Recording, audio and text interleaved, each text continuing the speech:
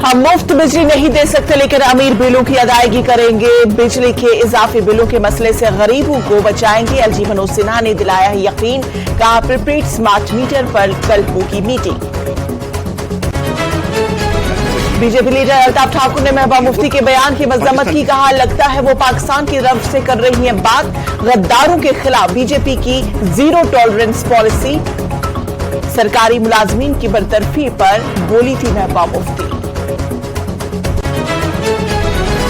DPAP का अनंतनाग में party convention मुनाकिद। Ghulam Nabi Azad ने किया अवाम से खिताब, कहा मुल्क से मजहबी मुनाफरत फैला रही की जारी है सियासत। कहा उनके बयान को तोड़ मरोड़ कर पेश करने के उनके छवि को खराब करने की जारी है कोशिश।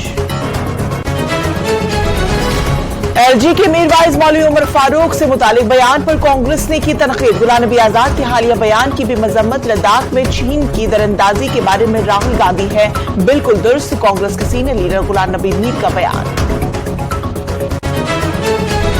हर शहरी को मुल्क के आईन पर करना होगा अमल। मुल्क के मुफाद के खिलाफ काम करने वाले दी जाएंगी सजा। दहशतगर्दों का सफाया करने के लिए हुकूमत पुरअज़्म। एलजी मनोज सिन्हा का बयान। यात्रा 23 अगस्त से आर्जी तौर पर करेगी मुअत्तल। यात्रियों के आमद में कमी और ट्रैक की बहाली के कामों के पेश नजर रोकी गई यात्रा। छड़ी मुबारक की तकरीब के साथ इस यात्रा का होगा इख्तिताम।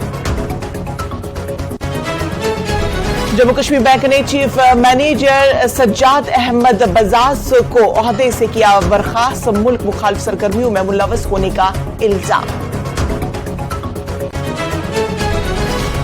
जस्ती बहनून ने विशु में दिखाए हैं अपने जौहर। कौमी विशु चैंपियनशिप में सोने और चांदी के जीते तमखे। तौहीदाबाद, बेमना, श्रीनगर की इंशा और आयरा से न्यूज 18 की खास बातचीत।